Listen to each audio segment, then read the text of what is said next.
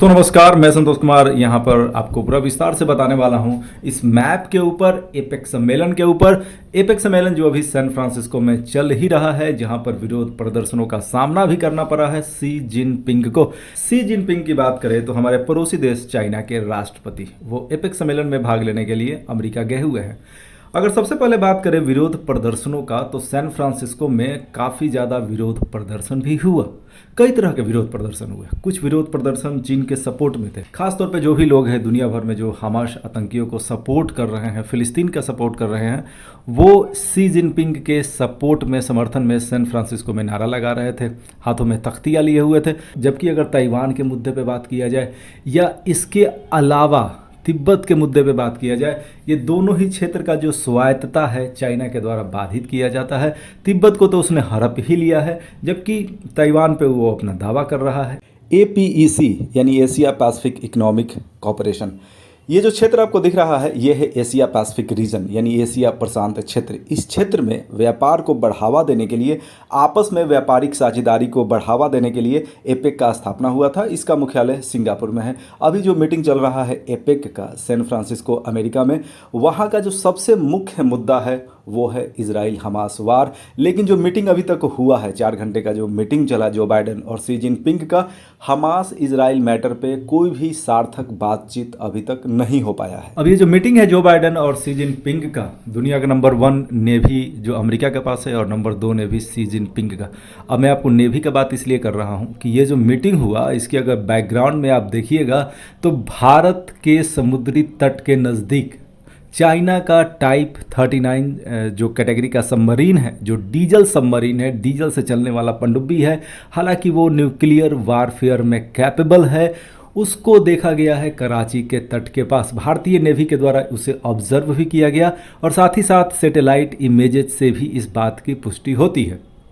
अब आपको थोड़ा सा और पहले लेकर के चलते हैं G20 शिखर सम्मेलन। G20 शिखर सम्मेलन के दौरान भारत की विदेश नीति का, प्रधानमंत्री नरेंद्र मोदी जी के विदेश नीति का लोहा पूरी दुनिया ने माना। चाइना इस मीटिंग में नहीं आया था।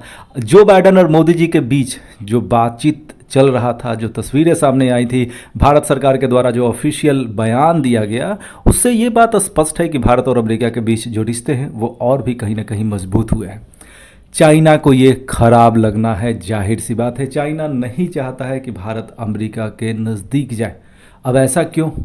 अब ऐसा इसलिए, अमेरिका क्या चाह रहा है? अमेरिका चाह रहा है मध्य पूर्व में अपने प्रभाव को बढ़ाना। ये जो पूरा का पूरा लोकेशन है इसको मिडिल ईस्ट कहते हैं। मध्य पूर्व में चाइना को अगर अपना प्रभाव बढ़ाना है तो उसको सपोर्ट चाहिए, किसका? ईरान का, पाकिस्तान का। जबकि अगर भारत के दृष्टिकोण से देखा जाए, भारत के सामने कई सारे सुरक्षा खतरा है, पाकिस्तान का, चाइना का, तो ऐसे में उसको अमेरिका का साथ तो चाहिए ही। साथ ही साथ अमेरिका को भी भारत का साथ चाहिए। ये जो एशिया पैसिफिक क्षेत्र है जिसको लेकर के ये सम्मेलन हो रहा है एपेक, उसमें भी अगर दक्षिण चीन सागर का क्षेत्र को देखा जाए, जहाँ से दुनिया का 50% व्यापार होता है, जिस पर चीन अपना कहीं ना कहीं दावा कर रहा है, तो यहाँ पर समुद्री नौवाहन को, जो शिपमेंट्स यहाँ से गुजरता है, उसके मार्ग को सिक्योर करने के लिए अमेरिका को भारत का साथ कहीं ना कहीं चाहिए। क्योंकि भारत का जो लोकेशन है, अगर चाइना के मद्देनज़र देखा जाए, चाइना और अमेरिका के बीच जो कॉन्फ्लिक्ट, उसके मद्देनज़र अगर देखा जाए तो काफ़ी स्ट्रैटेजिकल हो जाता है। कुछ दिन पहले ही हूती रेबल, जिसका यमन के पश्चिमी हिस्से के एक बड़ा क्षेत्र पर कंट्रोल है, उसके द्वारा इजराइल पर हमला भी किया गया, जिसके खिलाफ लाल सागर में US नेवी का जो फ्लीट मौजूद था उसके द्वारा मिसाइल फायरिंग भी किया गया। अब ये जो हालात है लगातार चूंकि खराब होते जा रहा है, तो ऐसे में आइजनहावर का तैनाती अभी ओमान की खाड़ी से आगे ले जाकर फारस की खाड़ी में कर दिया गया है। अगर कुछ दिन पहले बात किया जाए तो आइजनहावर का तैनाती MS जो आपको दिख रहा है यानी भूमध्य सागर, वहाँ पे था। उसके बाद स्वेज नहर पार करते हुए लाल सागर होते हुए ओमान की खाड़ी के पास ये आया। उसके बाद हारमूज जल संधि को क्रॉस करते हुए फारस की खाड़ी के पास ये पहुंच चुका है। इसका जो लोकेशन है वो ईरान पाकिस्तान सीमा से महज 500 किलोमीटर की दूरी पर ही है। तो ऐसे में एक बड़ा सवाल ये भी है कि चाइना के द्वारा पाकिस्तान के साथ जो इतना बड़ा नेवल एक्सरसाइज किया जा रहा है, जिसको सी गार्जियन 3 नाम दिया जा रहा है, क्या वो एक्सरसाइज इसलिए किया जा रहा है क्योंकि अमेरिका ने आइजनहावर CVN 69 जो युद्धवाहक पोत है उसको तैनात कर दिया है फारस की खाड़ी में, या इसलिए ये नेवल एक्सरसाइज चाइना और पाकिस्तान के बीच हो रहा है ताकि भारत के ऊपर एक प्रेशर डाला जाए? आखिर रियल वजह क्या है अब कुछ भी हो सकता है, क्योंकि कयास तो बहुत सारे लगाए जा सकते हैं। क्योंकि ये जो नेवल एक्सरसाइज हो रहा है, इसको थोड़ा सा भी अब गहराई से अगर आप सोचते हैं तो ये कुछ ऐसा ही है जैसे मछुआरों की नाव का एक टोली है। क्योंकि पाकिस्तान की अगर नौसेना को देखा जाए तो चाइना, भारत, रशिया, फ्रांस, इनके नेवी की तुलना में वो मछुआरों की नाव की टोली से ज़्यादा कुछ भी नहीं है। तो मछुआरों के नाव के साथ चाइनीज़ नेवी, जो दुनिया का नंबर 2 नेवी है, वो आखिर इतना बड़ा नेवल एक्सरसाइज क्यों कर रहा है, वो भी उस वक्त में जब आइजनहावर का तैनाती फारस की खाड़ी में है।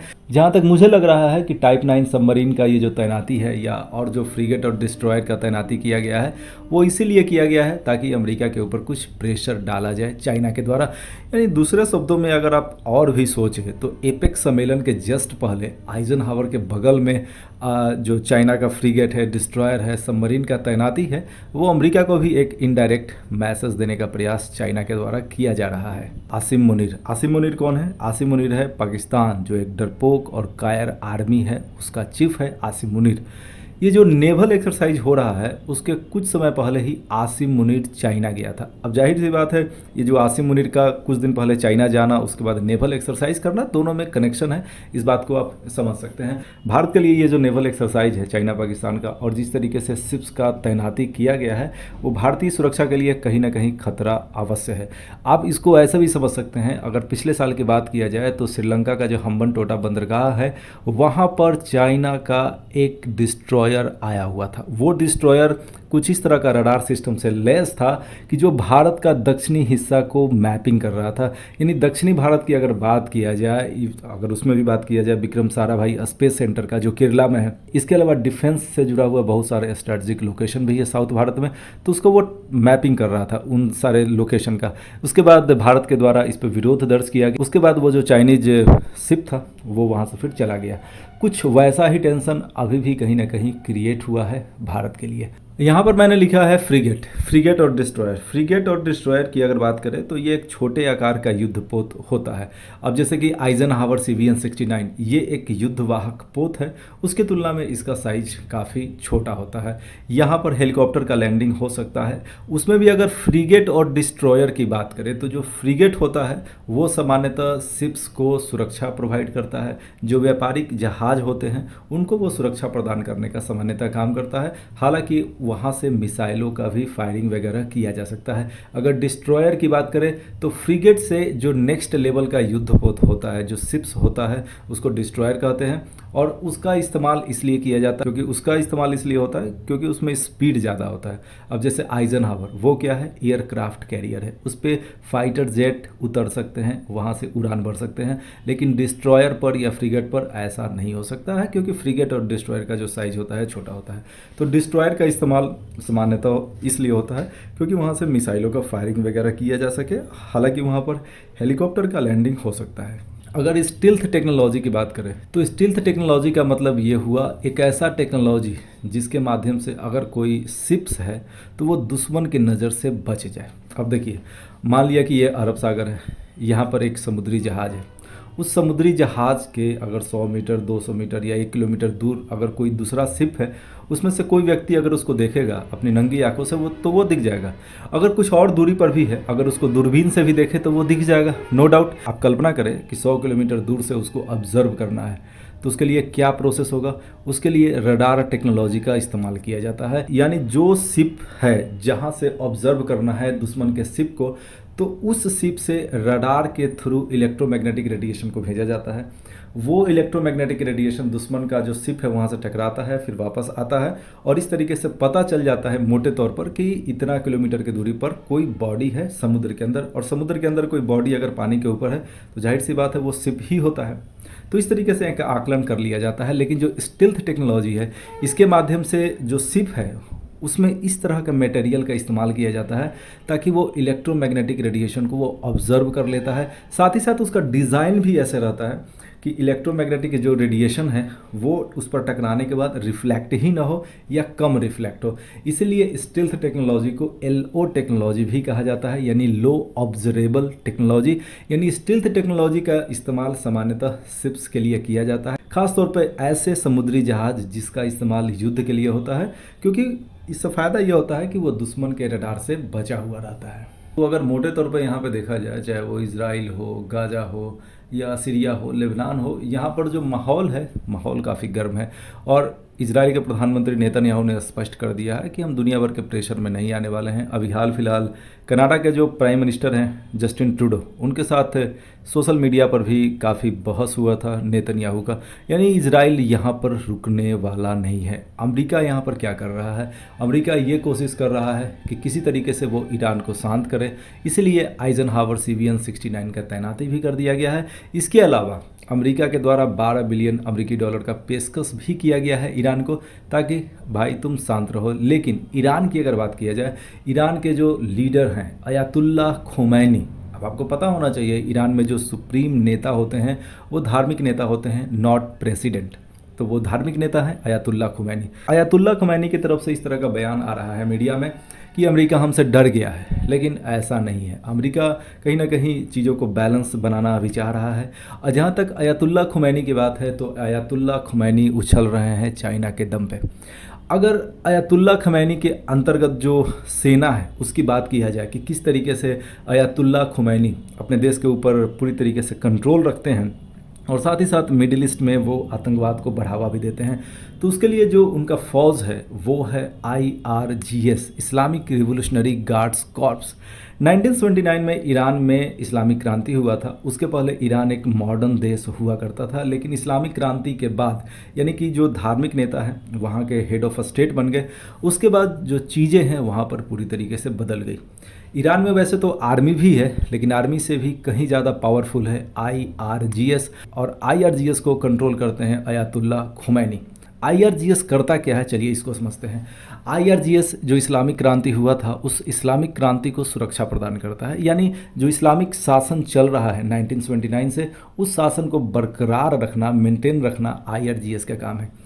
IRGS के हेड थे कुछ वर्ष पहले कासिम सुलेमानी, जो अमरीकी हमलों में मारे गए थे। जब डोनाल्ड ट्रंप अमेरिका के राष्ट्रपति थे, उस समय हुआ क्या था, उस समय अमेरिका के द्वारा IRGS को आतंकी संगठन घोषित किया गया था। अब चूंकि आतंकी संगठन जब ये घोषित हो गया, तो उसके बाद उसका जो हेड था कासिम सुलेमानी, उसको अमेरिका के द्वारा मार दिया गया।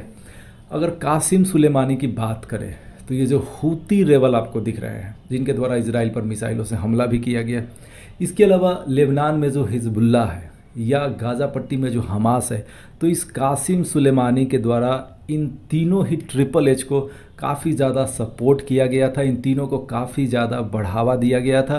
तो ये जो IRGS है, ये कहने को तो ईरान का जो गवर्नमेंट है उसका सरकारी फ़ौज है, एक तरीके से कह सकते हैं। एक्चुअली में फ़ौज वहाँ पर अलग है, लेकिन जो मेन फ़ौज है, मेन जो आर्मी है, आप इसी को मान सकते हैं। तो ये IRGS ईरान के अलावा बाकी देशों में जो इस तरह की घटनाएं हैं, जो टेररिज्म को बढ़ाने वाली घटनाएं हैं, उसको ये सपोर्ट करता है। अमेरिका के द्वारा ये टेररिस्ट ऑर्गेनाइजेशन भी घोषित है। तो ऐसे में आप समझ सकते हैं कि यहाँ जो हालात है अभी क्या है। अगर वर्तमान स्थिति को देखा जाए, तो अयातुल्लाह खोमैनी की तरफ से जो भी स्टेटमेंट आ रहा है, उससे यही लग रहा है कि इस पूरे क्षेत्र में जो माहौल है और भी ज़्यादा गर्म होने वाला है। भले ही एपेक्स सम्मेलन में शी जिनपिंग और जो बाइडेन के बीच मीटिंग हो रहा है, लेकिन इस मीटिंग से मुझे नहीं लग रहा है कि कोई निष्कर्ष निकलने वाला है, खास तौर पे मिडिल ईस्ट को लेकर के, खास तौर पे इजराइल और गाजा को लेकर के। हाँ, पर्यावरण के मुद्दे पे दोनों देशों में सहमति होने वाला है। व्यापार को लेकर दोनों देशों के बीच सहमति होने वाला है, क्योंकि दुनिया में जो सबसे बड़ा एक्सपोर्ट इम्पोर्ट है, अगर दो देशों की बात करें, तो वो चाइना और अमेरिका के बीच है। वो चलता रहेगा, नो डाउट। ताइवान को लेकर के जो विवाद है, वो विवाद भी लगातार जारी ही रहेगा, ऐसा आप समझ सकते हैं। अब यहाँ पर देखिए, जो बाइडेन ने अभी हाल ही में, जब शी जिनपिंग अमेरिका में ही थे, वहाँ पर जो बाइडेन के द्वारा उनको डिक्टेटर तक कह दिया गया। हालांकि उसके बाद जो बाइडेन अपने बयानों का लीपापोती करने में लग गए, लेकिन यहाँ से तो स्पष्ट है कि जो बाइडेन और शी जिनपिंग के जो रिश्ते हैं वो वैसा नहीं है जैसा जो बाइडेन और हमारे मोदी जी के बीच है। दोस्तों, अगर सारांश में बात करें, तो ईरान को सपोर्ट कौन कर रहा है? ईरान को सपोर्ट कर रहा है चाइना। और ये जो HHH है, चाहे वो लेबनान का हिजबुल्ला हो, गाजा पट्टी का हमास हो या यमन का हूती हो, इसको सपोर्ट कर रहा है ईरान का IRGS यानी Islamic revolutionary guards corps. America का क्या कोशिश है? अमेरिका का ये कोशिश है कि इस क्षेत्र में कहीं ना कहीं एक बैलेंस बना रहे, एक शांति बना रहे। जहाँ तक इजराइल के प्रधानमंत्री नेतन्याहू का सोच है, तो उनका सोच यही है कि जब तक हम गाजा पट्टी से हमास को साफ नहीं कर देते हैं, तब तक हम यहाँ से हटने वाले नहीं हैं। अगर पाकिस्तान की बात करें, पाकिस्तान क्या चाह रहा है? पाकिस्तान का इकॉनमी काफ़ी जर्जर अवस्था में है। अभी हाल ही में आईएमएफ के द्वारा उसको 364 मिलियन अमेरिकी डॉलर का कर्जा दिया गया है। तो उसका सोच यही है कि किसी भी तरीके से पैसा मेरे पास आए। अब चाइना के द्वारा जो वहाँ पर इन्वेस्टमेंट है उसको भी अभी हाल फिलहाल काफ़ी कम कर दिया गया है। तो ऐसे में जो पाकिस्तान है अमेरिका, आईएमएफ, वर्ल्ड बैंक जैसी संस्थाओं की तरफ देख रहा है। एक बात और आपको पता होना चाहिए, इस बात की भी काफ़ी हद तक पुष्टि हो चुका है कि यूक्रेन में जो हथियार जा रहा था उसका एक बड़ा हिस्सा पाकिस्तान मैन्युफैक्चर था, यानी पाकिस्तान में हथियारों को बनाया जा रहा था। एक अमेरिकी कंपनी उसको ख़रीद रही थी और उसको वो यूक्रेन में सेल कर रहा था। तो ये है पाकिस्तान के इकोनॉमी का हाल कि किस तरीके से वो पैसा जुटा रहा है।